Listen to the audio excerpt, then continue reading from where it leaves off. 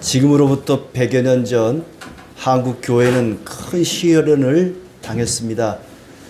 일본 제국주의로부터 신사참배를 강요당했었죠. 신을 모신 집을 향해서 참배를 하게 했습니다. 국가의례라는 이유로 우리 기독교인들도 거기에 동참하도록 강요를 당했었죠. 많은 교회와 교단들이 이것은 종교가 아니라 국가의식이니까 참여해도 된다라고 찬성을 하고는 신사참배를 했습니다. 그러나 많은 또 교단들이, 목회자들이, 성도들이, 교회들이 신사참배를 반대하기도 했었죠. 그 가운데 대표적인 분이 주기철 목사님이십니다. 이분이 신사참배에 반대하다가 감옥에 갇히게 되었습니다. 모진 고문을 당하고 몸이 만신창이가 되었습니다. 더 이상 견딜 수 없을 것 같아서 일본 당국에서 이 주 목사님을 잠시 풀어주셨죠. 그때 교회에 와서 마지막 설교를 하십니다. 그 설교의 제목은 5 종류의 기도라는 설교였습니다. 주기철 목사님이 순교하시기 전에 마지막으로 했던 설교가 5 종류의 기도인데 그 첫 번째 기도 제목은 죽음의 권세를 이기게 하옵소서라는 기도였습니다. 죽음이 다가온 것을 직감했던 것이죠. 또한 장기간 고문을 잘 견디게 하옵소서. 잠깐의 고문은 견딜만 한데 그 고문이 너무 길어지니까 견딜 수가 없는 거예요. 장기간 고문이 계속되더라도 잘 견디게 하옵소서라고 기도한다고 설교를 했습니다. 그리고 연로하신 노모와 처자와 그리고 우리 교회 성도들을 하나님이 돌보아 주시옵소서, 이런 기도였고, 4번째 기도는 의에 살고 의에 죽게 하옵소서라는 기도였습니다. 그리고 마지막으로 내 영혼을 주님께 의탁하나이다 라는 기도였습니다. 이 5가지 종류의 기도라는 설교를 하고 다시 투옥이 되어서 모진 고문을 당하시고 순교를 하셨습니다. 그렇게 설교하고 그렇게 기도했더니 하나님이 은혜를 베푸셔서 무죄 방면되고 일본 놈들이 다 물러가고 승리했다, 이런 해피엔딩으로 끝났으면 얼마나 좋겠습니까? 그러나 역사는 그렇지 않았습니다. 안타깝게도 대한의 독립을 1년여 앞둔 1944년 4월 17일 47세의 나이로 순교를 당하셨습니다. 얼마나 억울하고 분하겠습니까마는 어떻게 할 도리가 없었던 것이죠. 오늘 말씀에 그와 같이 억울한 또 한 사람의 기도가 나옵니다.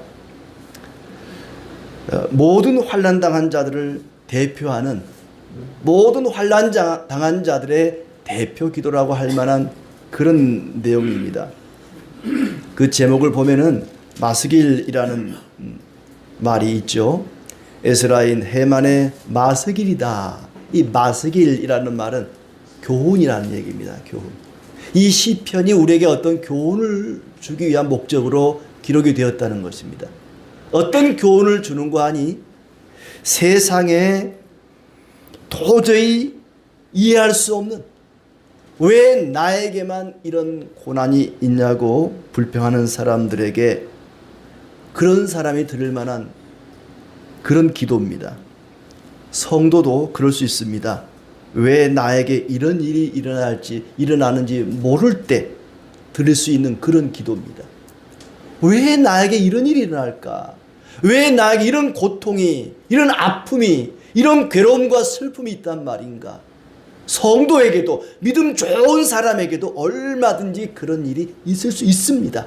그럴 때 드리는 기도가 바로 시편 88편입니다. 이 시인은 이유를 알 수 없는 고난을 당하고 있습니다.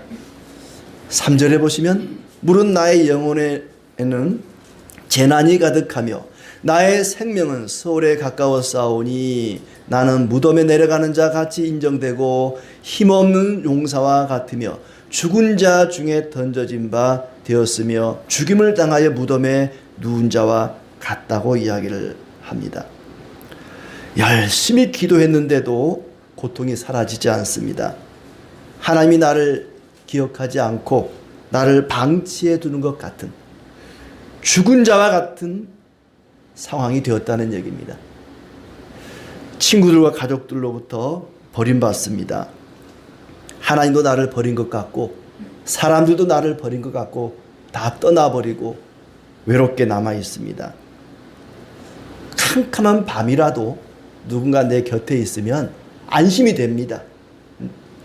요즘은 집 안에 다 화장실이 있지만 제가 도시 생활하면서 제일 먼저 놀란 게 집 안에 화장실이 있다는 거예요. 옛날엔 다 집 밖에 화장실이 있잖아요. 그것도 꽤 멀리 있어요. 냄새 난다고. 갑자기 한밤중에 화장실에 가고 싶으면 옆에 누나를 깨워요. 누나 좀 따라가 주면 안 돼? 야, 나 피곤해. 나 자고 싶어. 내일 눈깔 사탕 하나 줄게. 좀 따라가 줘. 그럼 그래, 따라가 줄게. 따라가요. 한참 볼일 보고 있다가 누나 밖에 있어. 나 여기 있어. 그럼 안심이 돼요. 잘 나와요, 그러면. 근데 이게 아무도 없다고 생각하면 두렵잖아요. 무섭잖아요. 캄캄한 밤중이라도 누군가 내 옆에 있다고 생각하면 마음이 편합니다. 그런데 이 시인은 지금 아무도 없어요. 하나님도 떠난 것 같고 친구들도 떠난 것 같고 가족들도 다 나를 버리고 떠난 것만 같아요. 아무도 없습니다. 너무 외롭습니다. 너무 고통스럽습니다. 이것이 한두 번 당한 고통이 아닙니다. 어릴 때부터, 아주 어렸을 때부터 이 시인은 그런 고통 속에 살아왔습니다. 도저히 이해가 되지 않습니다. 15절에 보시면은 내가 어릴 적부터 고난을 당하여 죽게 되어 싸우며 이야기합니다. 또 18절에 보시면 주는 내게서 사랑하는 자와 친구를 멀리 떠나게 하시며 내가 아는 자를 흑암에 두셨나이다 라고 이야기를 합니다. 그런가 하면 8절 끝에 보시면 나는 갇혀서 나갈 수 없게 되었나이다. 뭔가에 갇혀있는 듯한, 사방이 꽉 막혀있는 듯한 그런 답답하고 괴롭고 고통스러운 상황에 놓였습니다. 피할 길이 전혀 없습니다. 앞을 봐도 좌우를 봐도 뒤를 봐도 어디로도 피할 길도 없습니다. 희망이 보이지 않는 막다른 지경에 빠져 있습니다. 이유를 모릅니다. 어떤 일 때문인지도 우리는 모릅니다. 어떤 상황인지를 몰라요. 이 사람이 지금 어떤 상황 속에 있는지, 사람 때문인지, 자식 때문인지, 아니면 돈이나 사업 때문인지, 아니면 질병 때문인지. 왜냐하면 고대 사회에 문둥병, 이 나병 환자들은 격리 수용됐거든요. 사방으로 꽉 막혔다는 걸 볼 때에 어쩌면 나병 환자일 수도 있고, 뭐 병이 되었는지 사람 때문인지 어떤 이유인지는 모르지만은 너무나 지금 고통스럽고 해결하지 못하는 문제가 가득합니다. 굉장한 우울증에 빠져 있습니다. 6절에 보니까 주께서 나를 깊은 웅덩이와 어둡고 음침한 곳에 두셨사오며, 어둡고 음침한 곳에 빠져 있다. 굉장히 심리적으로 마음의 상태가 우울증에, 공황장애에 빠져 있습니다. 음침한 곳에서 방황을 하고 있다. 누구도 믿을 수 없고 누구도 만나고 싶지도 않고, 믿음 좋은 사람, 선하고 의로운 사람도 얼마든지 우울증이나 공황에 빠질 수 있습니다. 누구나 그럴 수 있습니다. 어떤 상황인지 모르지만 그 상황에서 지금 벗어날 수가 없는 거예요. 짐승으로 치자면은 어떤 올무에, 어떤 덫에 걸려가지고는 빠져나오지 못하고 괴로워 울부짖는 그런 모습입니다. 도대체 내가 왜 이런 상황에 처하게 되었는지, 왜 나에게 이런 상황이 벌어졌는지, 내 인생이 어디서부터 꼬였는지. 하나님은 대답이 없고 상황은 달라지지 않고 문제는 해결되지 않습니다. 언제까지 이 고통을 겪어야 할지 기약도 없습니다. 살아도 산 것 같지가 않습니다. 자기 자신이 죽은 송장처럼 느껴집니다. 도대체 왜 내가 이런 고통을 당해야만 한단 말인가? 그러나 이 시인은 그런 상황 속에서도 하나님께 기도합니다. 하나님을 떠나지 않습니다. 하나님을 향하여 달아나지 않습니다. 오히려 하나님께 매달립니다. 1절에 보시면 내가 주야로 주 앞에서 부르짖어 싸우니 나의 기도가 주 앞에 이르게 하시며 나의 부르짖음에 주의 귀를 기울여 주소서. 부르짖습니다. 하나님께 간절히 부르짖습니다. 답답하고 고통스러운 상황 속에서도 하나님을 떠나지 않고 하나님께 매달려서 하나님께 부르짖습니다. 기도하는 것입니다. 귀를 기울여 달라고 간절히 부르짖습니다. 그리고 두 손을 듭니다. 두 손 들고 하나님께 간구합니다. 손을 든다는 것은 항복한다는 것입니다. 어떤 사람이 한밤중에 군부대를 찾아갔는데 보초 서는 이 초병이 손들어 움직이면 쏜다 그러는 거예요. 이 사람이 가만히 있다가 총에 맞아서 큰 부상을 입었대요.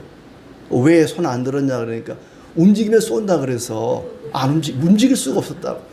손들어 그리고 움직이면 쏜다 그러면 이게 손을 들으라는 말인지 손을 들지 말라는 얘기인지. 손 든다는 것은 항복한다는 거예요. 손을 들고 기도합니다. 이 사람은 지금 손을 들고 기도합니다. 하나님, 나는 죽게 생겼습니다.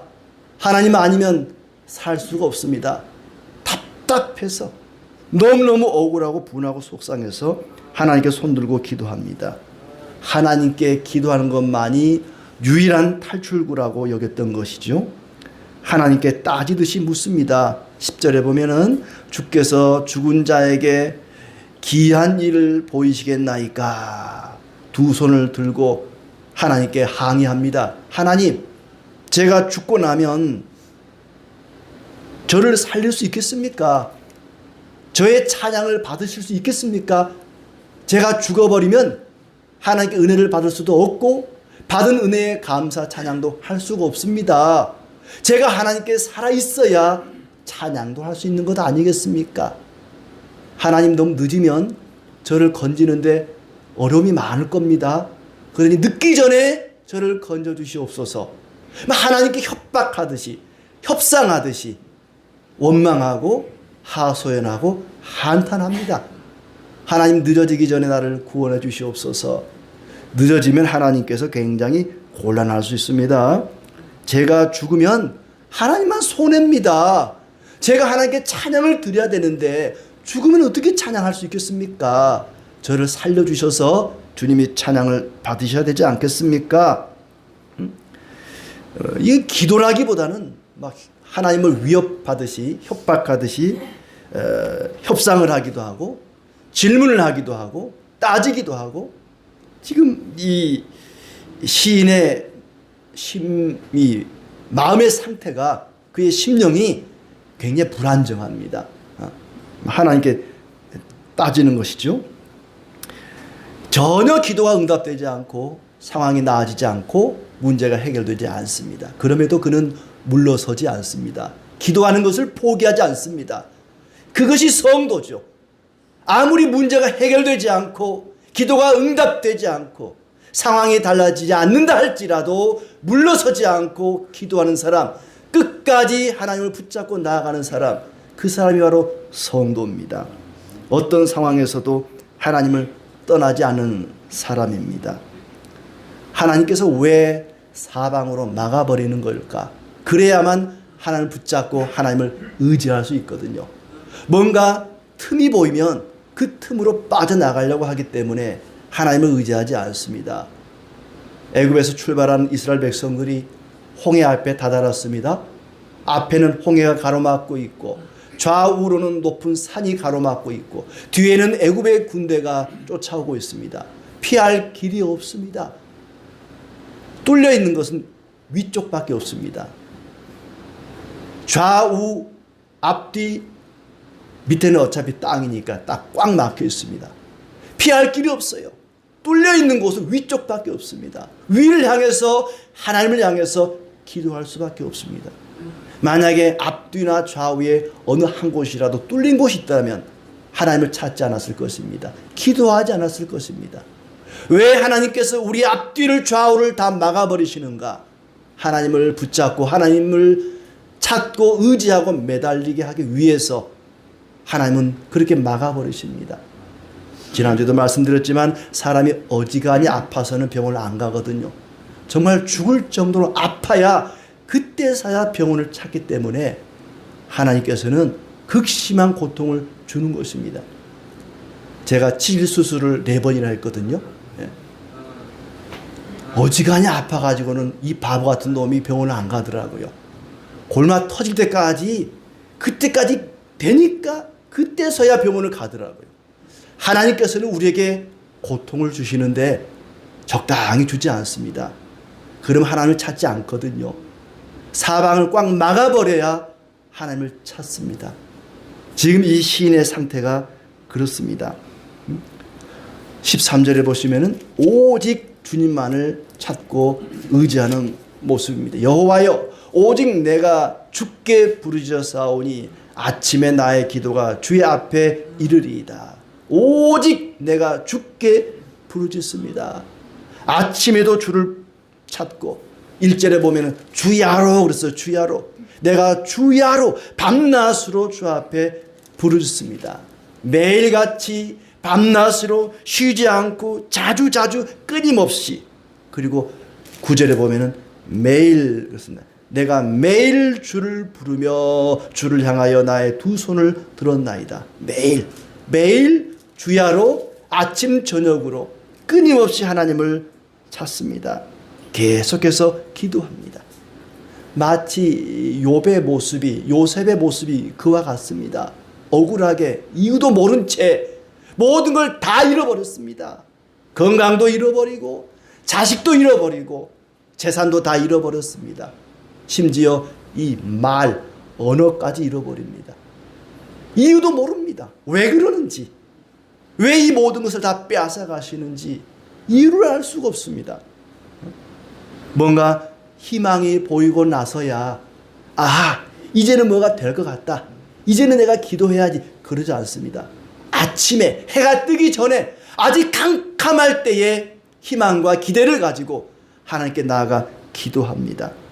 모든 사람으로부터 소외되고 버림받은 느낌입니다. 도와줄 사람이 아무도 없습니다. 친구들이 나와 함께 있는 것조차 부끄러워하고 나를 멸시합니다. 사람이요, 돈으로 해결할 수 있는 문제라면 그나마 쉽습니다. 물론 돈이 없으면 그것도 힘들겠지만 그래도 돈으로 해결할 수 있는 문제면 그나마 나아요. 내가 노력해서 해결할 수 있는 문제라면 쉽습니다. 노력하면 되니까. 그러나 이건 지금 돈으로도 해결할 수가 없고 노력한다고 해결할 수 있는 문제도 아닙니다. 해결할 방법이 없습니다. 이유도 모르고 해결책도 모릅니다. 얼마나 답답하겠습니까? 누구 한 사람 도와줄 사람이 없습니다. 사람이요, 내 얘기를 들어줄 사람만 있어도 큰 위로가 되고 힘이 됩니다. 그러나 이 시인은 지금 다 떠나버렸어요. 가족도 떠나버리고 친구도 떠나버리고 하나님도 떠나버렸습니다. 누구 한 사람 내 얘기를 들어줄 사람이 없습니다. 사람이 이 상담사를 찾는 이유가 뭔가 문제를 해결하기 위해서가 아니라 그저 내 얘기 들어줄 사람을 찾는 것 아니겠습니까? 누군가가 내 얘기를 들어만 주어도 얼마나 큰 힘이 되는지 모릅니다. 그러나 사방이 꽉 막혔습니다. 도대체 누구 한 사람 내 얘기 들어줄 사람도 없습니다. 그저 살려달라고 부르짖는 일밖에 없습니다. 도대체 왜 나에게 이런 일이 있단 말입니까? 하나님, 왜 도대체 나에게 이러십니까? 나한테 왜 이러는 겁니까? 나한테 무슨 억하 심정이 있어서 이러는 겁니까? 이 정도 되면은 이제 나 하나님 안 믿을랍니다. 나 하나님 기도 안 할랍니다.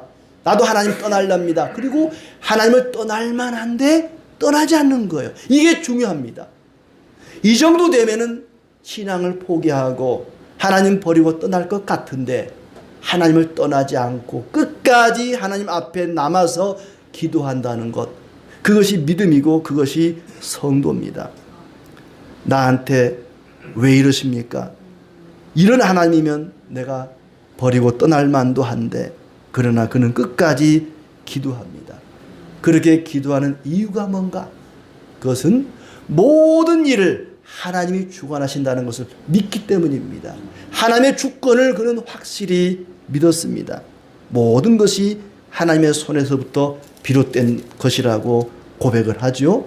6절에 보면은 주께서 나를 깊은 웅덩이와 어둡고 음침한 곳에 두셨사오며, 주님이 이렇게 하셨습니다. 또한 주의 노가 나를 심히 누르시고 주의 모든 파도가 나를 괴롭게 하셨습니다. 이 분노도 이 거친 파도도 주님의 것입니다. 주님이 이렇게 하셨습니다. 8절 말씀도 주께서 내가 아는 자를 내게서 멀리 떠나게 하시고 나를 그들에게 가증한 것이 되게 하셨사오니, 주께서 이렇게 하셨습니다. 주께서 모든 것을 주님이 하셨습니다. 이 모든 것이 주님의 손에서부터 비롯된 것이라고 고백합니다. 문제도 주님이 주셨지만 이 문제를 해결할 분도 주님밖에 없다는 것을 그는 믿었습니다. 1절에 보시면은 내 하나님이여 하는데 내 구원의 하나님이여 라고 하나님을 고백합니다. 여호와 내 구원의 하나님이여, 나를 구원하신 하나님이라고 고백을 합니다. 나에게 문제를 주시는 분도 하나님이시고 그 문제에 대한 해답을 알고 계시는 분도 하나님이십니다. 내 구원의 하나님이여, 하나님은 나를 이 모든 환난 가운데에서, 이 고통 가운데에서 구원할 분이십니다. 내 구원의 하나님이여. 하나님이 살려주지 않으면 죽을 것만 같다고 고백합니다. 10절에 주께서 죽은 자에게 기이한 일을 보이시겠나이까. 죽은 자에게 기이한 일을 보이실 분은 하나님밖에 없습니다. 죽은 자를 살릴 분은 하나님밖에 없다는 고백입니다. 하나님의 진노 때문에 이렇게 되었습니다. 그런데 하나님이 왜 진노하시는지 이유를 모르는 거예요. 왜 하나님이 화를 내시는지, 이 모든 것이 하나님의 진노 때문이라고 고백을 하긴 하는데 왜 하나님이 화를 내시는 걸까? 나한테 뭐가 불만이 있으신지, 무슨 일 때문에 화가 나셨는지 이유라도 말씀해 주시면은 그 문제를 뭔가 해결을 하든지 변명을 하든지 뭔가 좀 억울함이 덜 할 텐데 아무 말도 하지 않고 그냥 화를 내는 거예요. 여러분, 가족이나 친구나 뭐 배우자나 아무 말도 하지 않고 화만 내면 얼마나 답답한지 몰라요. 분명히 화를 내고 말을 안 해요. 입을 딱 닫고 며칠 동안 말을 안 하는데 왜 화가 나는지 얘기를 안 하는 거예요.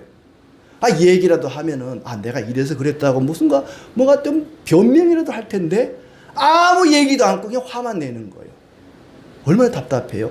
이 시인의 지금 답답함이 그런 답답함입니다. 분명히 내가 이 고통을 당하는 것이 하나님이 화를 내셔서 이런 것 같은데 왜 화가 나셨는지 이유를 말씀하라는 거예요. 그냥 버리는 것만 같고 나를 외면하는 것만 같고 어떻게 해결해야 할지 알 수가 없습니다.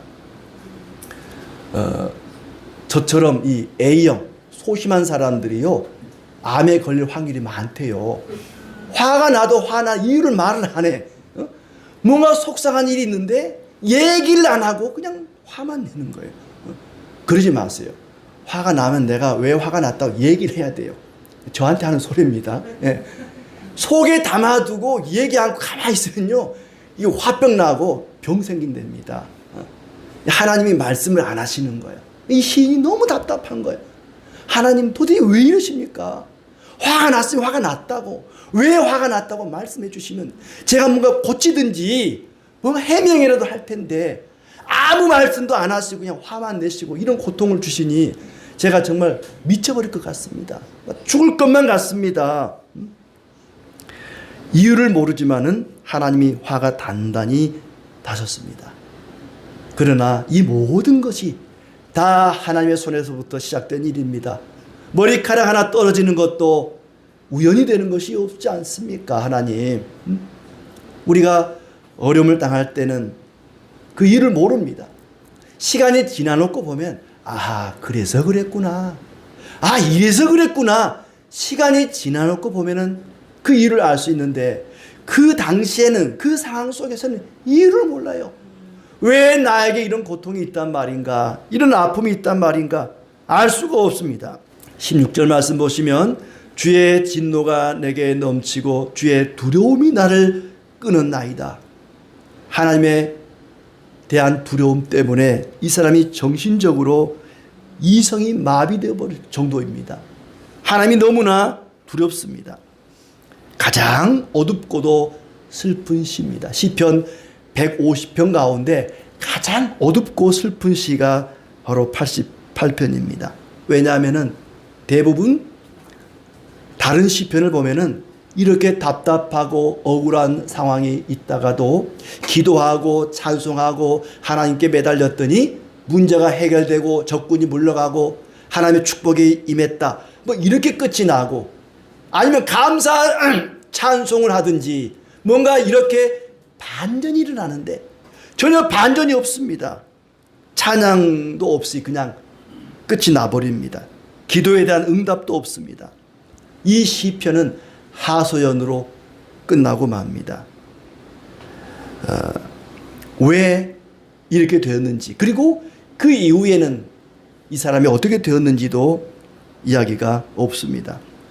우리가 드라마나 영화를 보더라도 이 중간에 보면은 막 답답한 일이 많죠. 주인공이 이 착한 사람이 억울한 일을 당하고 괴로움을 당하고 할 때에 그래도 마지막에 가서는 해피엔딩이 될 거야. 반전이 일어날 거야. 그래도 괜찮아지지 않겠어? 이런 기대를 가지고 드라마를 보죠. 또 실제로 대부분의 드라마나 영화가 그렇게 반전이 일어나고 해피엔딩으로 끝나는 경우가 많습니다. 그러나 이 시는 반전이 없어요. 해피엔딩도 아닙니다. 우울하게 답답하게 슬프게 끝나버립니다. 끝까지 어둠이 거치지 않습니다. 예수님께서 나의 하나님 어찌하여 나를 버리십니까? 왜 나를 버리십니까? 라고 하소연했던 것처럼 이 시는 끝까지 죽음의 문턱에서 부르짖고 절규합니다. 하나님 왜 접니까? 남들은 다 멀쩡한데 나만 이런 고통을 당해야만 한단 말입니까? 왜 이러십니까? 사실 그렇게 절규할 수 있는 것만으로 행복한 사람입니다. 그 전날 죽은 사람은 그러지도 못하지 않습니까? 살아있는 것만으로도 행복할 때가 있는데 사실 그것은 생각나지 않죠. 지금 당장 내 앞에 닥친 문제, 이 상황이 답답할 뿐입니다. 프랑스의 축구 전설 지단이 유년 시절에 축구를 하는데 축구화가 없어가지고 울었답니다. 남들은 다 축구화가 있는데 나만 없다고 울었대요. 그런데 어느 날 발이 없는 사람 보고는 나는 참 부유한 사람이다 이렇게 느꼈답니다. 축구화가 없다고 울었는데 발이 없는 사람 보니까 축구화 없는 건 일도 아닌 거예요. 나보다 어려운 사람 보면은 나는 정말 행복한 사람이구나 라는 생각이 들긴 드는데 그러나 나보다 어려운 사람은 떠오르질 않아요. 내가 너무 힘드니까. 이 시는 지금 그렇습니다.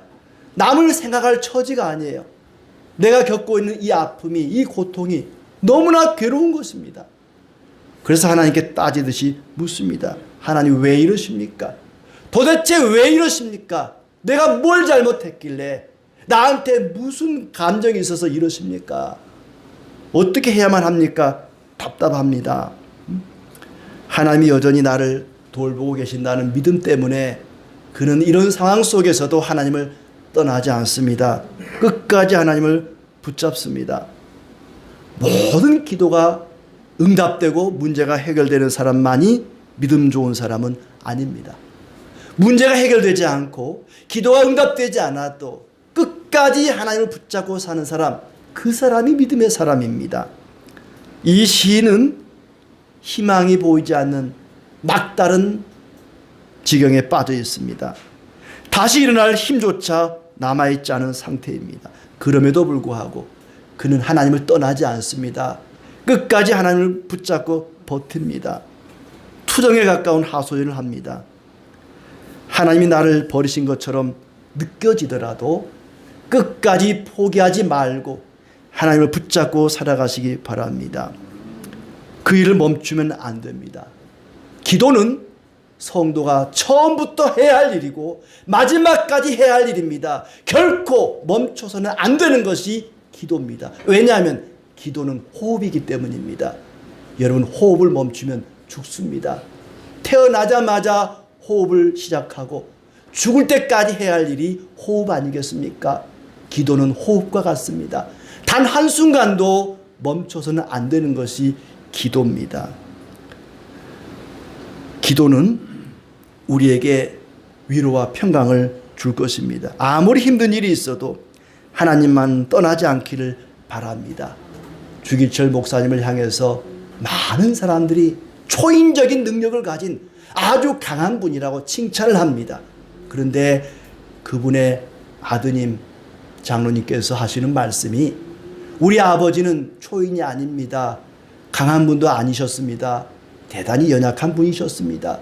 하나님이 도와주셔서 성령님이 함께 하셔서 그 모든 고통을 이겨내셨습니다. 라고 간증을 했습니다. 우리가 어떤 상황 속에서도 하나님을 떠나지 않고 끝까지 붙잡고 살 수 있는 것은 우리가 강해서가 아니라 초인적인 능력을 가지고 있어서가 아니라 하나님이 붙잡아 주셔야만 가능한 일입니다. 성령께서 우리를 지켜주셔야만 그렇게 살 수가 있습니다. 우리가 그렇게 기도합시다. 하나님은 깔끔하게 포장된 기도만 들으시는 분이 아닙니다. 눈물도 울음도 기도입니다. 원망도 하소연도 기도입니다. 질문도 기도입니다. 항의하는 것도 기도입니다. 이 시편이 우리에게 가르치는 마스길 교훈은 뭡니까? 어떠한 성도의 부르짖음도 다 기도라는 것입니다. 버티는 놈이 이긴다는 말이 있습니다. 요즘 보면 그렇죠? 주식 투자를 해도 끝까지 버티는 사람이 승리합니다. 전쟁을 보더라도 이란 전쟁을 보니까 끝까지 버티니까 이기더라고요. 끝까지 버티는 놈이 이깁니다. 사업을 해도 끝까지 버티는 사람이 이깁니다. 우리가 함께 끝까지 버틸 수 있도록 붙잡아 줍시다. 이 시인과 같이 답답하고 괴로운 상황 속에 있는 사람이 있다면 그 사람이 끝까지 버틸 수 있도록 옆에서 붙잡아 주시기 바랍니다.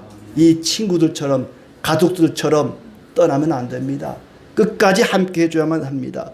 어두운 밤을 함께 견디고 두려움의 강을 함께 건널 수 있도록 끝까지 붙잡아 주시고 최후의 승리를 얻을 수 있도록 함께하는 그런 믿음의 공동체가 되기를 진심으로 축복합니다.